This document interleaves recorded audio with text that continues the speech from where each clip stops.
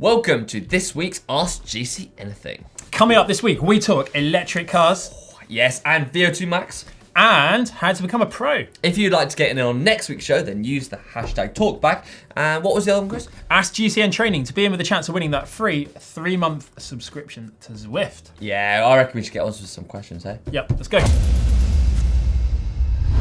Right, Chris, who's first up? First up is Saturnio Owens, who writes in with, "Hey guys, I'm looking to go from casual riding to slightly more serious. Get my first bike computer.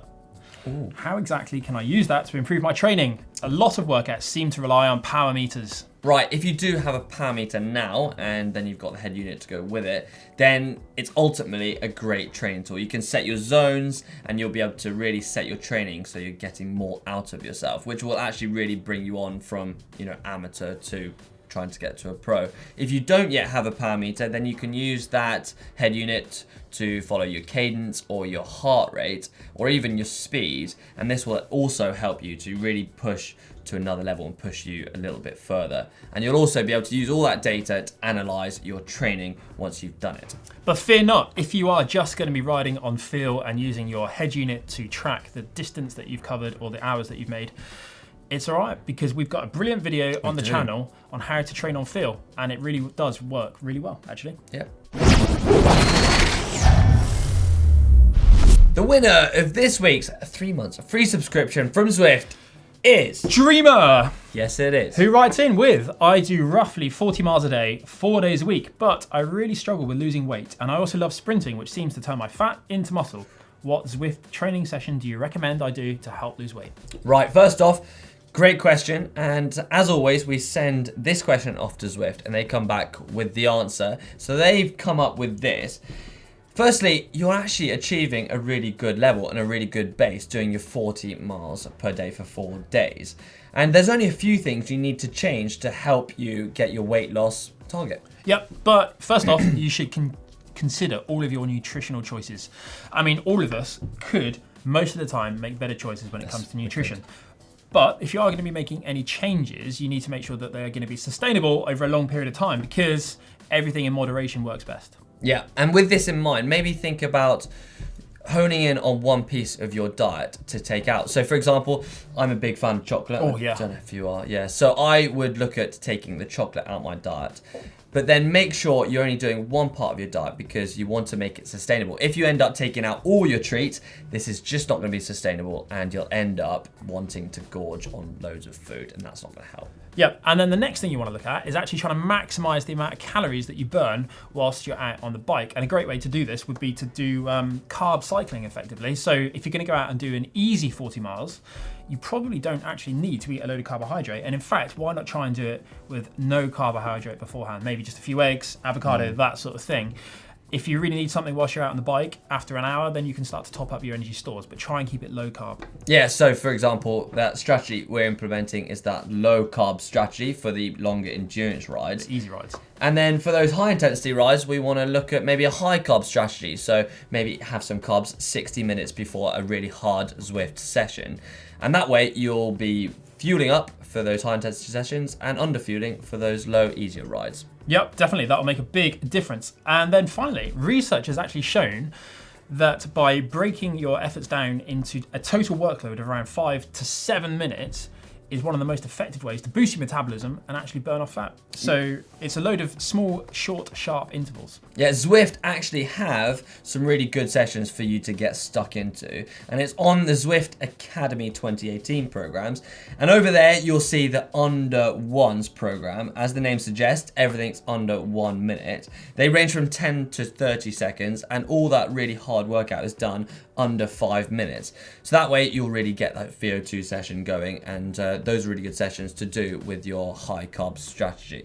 So try and implement all those things, and hopefully you'll see a big drop in your weight loss, but a good drop level. Yeah, it's not going to happen overnight. Give it a good 6 to 10 weeks, and then let us know how you're getting on. Next question we have from Zach Swan. I'm 13 years old. I want to be a pro when I'm older. How do I get there? Right, what would you say to start with? Lots and lots of bike racing, basically. So you want to join your local club, and then see what they advise from there. And then if they say, yeah, there's a race coming up on such and such a day, you definitely want to get involved with that. Closed circuit racing is a brilliant way to start. Some track racing maybe, or some cyclocross. Basically try and cover as many different disciplines as you can, because this will make you a more rounded bike rider. Yeah, I would just add, really important to, get involved in the local club. So maybe a quick Google search just to find which one's closest to you. That way you can find people that are close to your area that you can train with, meet like-minded people, and also be able to talk to them to find out where's the local closed circuit road race, or which is a local cyclocross race. And this really helps you get into the community, and it will really bring you on. Yeah, Yep. And just keep working at it, because you will get there. Yeah, race and learn, race and learn. But the most important thing to do is to enjoy your bike riding. If you want to be a pro, you're going to be spending so many hours on a bike. If you don't enjoy it, it's just not worth it. 100%. So good luck with it, and please let us know how you get on in the comment section below. And also what club you choose. I'll be interested. Yeah. Right, next question we have from Fireblade2681. Ooh, with asthma and hay fever seemingly ubiquitous in the peloton, why is there no discussion about making all the vehicles in a race electrical? Cyclists must be gulping in airfuls of pollution, which is a leading contributor to asthma, hay fever and other diseases like cancer. Also, why do pro cyclists motor pace behind petrol bikes? I don't understand why you'd want to stick their respiratory nozzle up an exhaust. Are pro cyclists' health and well-being being neglected? Pollution is an invisible killer. Is it a case of out of sight, out of mind? Would it be logistically possible to mandate that all vehicles following the pro peloton be electric? Right, really interesting question, and I did do a lot of research, but I don't have asthma. So have you got any insight into the asthma? Well, one thing I would say is that actually over the years, with the introduction of catalytic converters and cleaner engines, that actually the fumes coming out the back of vehicles is much less severe than they were years and years ago. When I started, it used to trigger my asthma all the time. But actually the most important factor when in a bunch is that you're not actually anywhere near vehicles at all. And the pollution that you'll be breathing in from the centre of a bunch in a bike race is so minimal that, in fact, it's negligible as to what effects it's actually having on you. Yeah, and cycling is very a traditional, historic sport. We've always had petrol cars since the start of, the history of cycling. And it hasn't really become the electric new era of road racing. It's like an oil tanker, isn't it? It's slow moving. It's very slow moving. And I don't think there's electric cars that, have enough miles in the car without charging them up to be able to wait for 2 hours. I mean, you can't go and do a 240k race and then wait for a couple of hours while you're charging before you got the transfer. Yeah, exactly. That's the trouble, is the transfers. You might travel an hour and a half before the start. You might then travel for 5 hours during the stage, and then you've got another couple of hours afterwards. But at the moment, the range isn't that great. Yeah, but I would say as the electric cars get better and more efficient, then I think we will see electric cars in the pro peloton in the future. But I just don't think yet. But then again, saying that, EF Education First did have a Tesla at the Ride London Surrey Classic last year. Ooh, maybe it's a sign of things to come. Yeah, keep your eyes peeled, because it's going to be an interesting one. We got a question in here from Will Budge. I'm coming off a winter of FTP improvement with a lot of work done on Zwift. How can I improve my VO2 Max ready for the coming race season? Great work this winter, Will, and those FTP hours will certainly improve your performance out on the road. But your VO2 is going to be the icing on the cake, isn't it? It's going to be those race-winning intervals. And we've got a brilliant video on the channel with Cy and Dan, actually, which will help talk you through what you need to do to try and really raise your VO2 Max. Yeah, keep working at it, because ultimately those are your race-winning efforts. So yeah, go hard or go home. The reason why your VO2 max is so important is that oxygen is vital in helping your body turn fuel into energy. So therefore, the more oxygen that you can actually get in, the more efficiently you can turn fuel into energy. So therefore, the longer and harder you can exercise for. And that's probably the reason why some people try and artificially boost their VO2 max by using ill-gotten methods. I've got some good news, Si. Yeah? You don't need to dope to increase your VO2 max. Oh, that's a relief. I've also got some bad news. What's that? To increase it naturally, it's really going to hurt quite a lot. That's not bad news, mate. No pain, no gain. Next question comes in from Corey Island. See what you did there. Wait for it. You'll understand in a sec. When is the appropriate time in a week to be incorporating off-the-bike workouts like core exercises, easy days, hard days, recovery days, or does it even matter? Well, Corey, we think that actually any day is all right, but we recommend doing core exercises on your slightly shorter or easier days on the bike, because you'll have more energy left over to put more effort into them. And if you were to take on any strength training at all, then we actually recommend doing these before an easy day or a rest day, as you're likely to feel a little bit stiff and a little bit dead after them. Bang on, Chris. And I would say check out this video, because Emma runs you through some actually really tough core exercises that I've tried but failed. Number 1, this is what I call a Swiss ball burpee. The starting position is a plank with your feet flexed on the ball, body in one straight line from heels to shoulders. Don't arch your back or sag in the middle. The burpee is 3 separate movements. First, a leg tuck, rolling the ball slowly towards you, keeping your backside nice and low. Then roll it back to plank position. Second, hinge at the hips, keeping your legs straight to roll the ball towards you and slowly return to the plank. Finally, a press up, returning to plank to start again. Complete the whole sequence 10 times through, then rest for 2 minutes and try again. Next question comes in from who, Chris? Next up is Nathan Bilham. Hey GCN, I have started getting into cycling as I am training for triathlon, and cycling always interested me. I'm quite fit in general from all my running.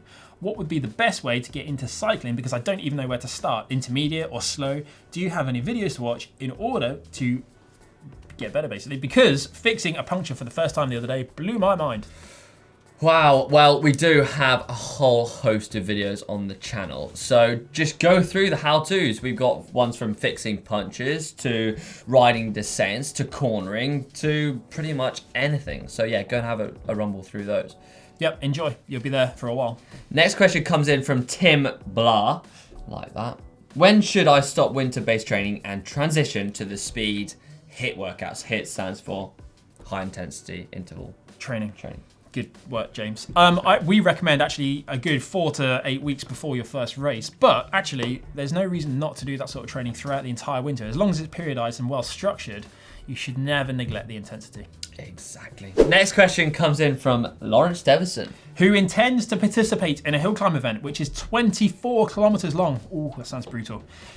With a 6% average gradient with pitches up to 11% gradient. I have a full-time job with occasional overtime. How can I squeeze in the training, and what type of training should I do for the hill climb? Intervals, intervals, intervals. Yeah. Jump on the turbo, 45 minutes. It makes the most of that short period of time, so maybe after work or even at lunchtime or even before work, and then you can get some really hard sessions in that will really bring you on leaps and bounds. Yeah, focus on your aerobic capacity by really doing those long 10, 12, 20-minute efforts, and that really boosts your ability. Yeah, good luck with those. Do let us know how you get on in that hill climb in the comments below. Are you going to pronounce the next name?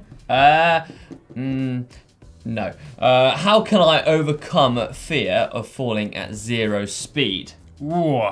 Well, spending time on the bike and getting more comfortable on the bike is the most important thing that you can do to become confident and comfortable on, well, at any speed, basically. Yeah, just spend time. It just takes time. Make up a little obstacle course for yourself and have a little bit of fun with it, because cycling should be fun. So find a car park and practice a few skills, try and turn around in a parking bay, for example, that sort of thing. Yep. Next question, Chris. Right, Marcus Unneberg. Hi GCN crew. I'm 20 years old, and the coming summer I'm riding the Giro delle Dolomiti with my father. I competed in cycling until I was 16, but pursued other endurance sports until I was 19. After having time off the saddle for these years, what is the best way of training for this event, and so I can beat my dad? Can't wait to hear from you. Right, great event, and this event is 6 days long, so maybe stringing some days together will really help you get that periodization of, being able to ride, one day after the other. Yeah, back-to-back sessions is really important for this, and also try and build up your endurance. So aim for 3 to 4 to 5 hour rides over a weekend, and then throw in some efforts in the week. You want to be able to get comfortable, basically, at riding really, really hard for 40 to 60 minutes at a time in the climbs. Yes, for sure. And next question comes in from Odrastelic 2. After finishing a ride, what should I do first? Stretching or eating? Ooh, it's a good one. And one that I used to combine, actually, and do them both at the same time. Really? So you used to, maybe go into the splits to eat your food? Well, look, imagine I had, a bit of coffee here. Yeah. Well, not coffee, but a bowl of porridge or a bowl of protein or whatever. Protein powder, porridge, and you could stand there and you get a little spoon. Oh, that's quite clever. See, I used to just, stretch and then eat. But I guess that makes me quite boring. Yeah. But if you came home from training wet and cold, the first thing you should do is get warm and dry. Good point. Have a shower as well. Oh, unknown origin, Bok. Right. I just finished the VO2 Max interval that I led, actually. The ending was a 5-minute sweet spot interval. That was quite horrid. Yeah, I'm sorry about that. I found that quite horrid too. You talked about how it was more mental. Do you have any tips to improve your mental fortitude? Do you have any tips, Chris? Get really motivated, really focus on what goal you're trying to achieve. Music really worked well for me, so if I have music on when I was training, I always found that I was more motivated to really hit the target that I was trying to set for myself. And then where do you want to go with that fitness? When I was training, it was because I was trying to win bike races, so that really, really spurred me on and made me dig that little bit deeper. Yeah, really good point. So either put on some TV or some music videos or whatever, just to kind of make you not think about the pain you're suffering. And then, yeah, just think about that eventual goal, like Chris said. Goals, all about goals. Right. Bisley Bob, hi GCN. I recently got a bargain on a sweet new jersey. Fits great and looks the part. However, there is one problem. It doesn't have the rubber gripper along the hem, so it rides up my back a bit as I'm cycling. Do you have any hacks on how to get that hem gripping? I've considered blobs from a hot glue gun. It seems like a recipe for disaster. What do you think? That is going to be a recipe for disaster. Just don't do that. Or maybe, as I was reading, like you were reading that question, I was thinking maybe some electrical tape. Yeah.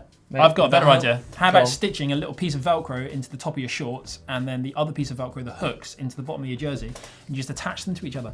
That's quite a good idea. It'd be really easy to do as well. Yeah, try that. There's a hack for you. And the last question comes in from Helicase21. What are some good workouts to do the day after I do a hard leg session at the gym? Weighted lunges, weighted squats, box jumps, and a core workout. Ouch. Ooh, Sounds I'd really painful. probably spend the whole day in bed if I was you. But if you've got energy to burn, then why not start off by doing a 15 to 20 minute progressive workout that we have up on the channel.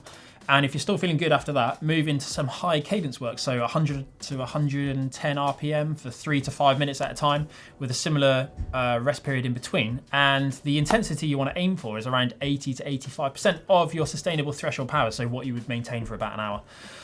God, that sounds like a good session, Chris. Yeah, good luck with that. And on that note, I think we should finish this week's Ask GCN thing because that's inspired me to go and get training myself. Nice. If you have enjoyed this show, then make sure you give it a big thumbs up. And if you want to get involved in next week's show, then use the hashtag talkback and... To be in with the chance of winning that free 3-month subscription to Zwift, use the hashtag Ask GCN Training. Yeah, and if you're inspired to watch another video, then why don't you check out this cracker just over there? Yep, but before you do that, check out the shop where you can get your hands on some of these jumpers. Yeah, I've got that jumper, Chris. Well, finally we're not wearing the same one. Yeah,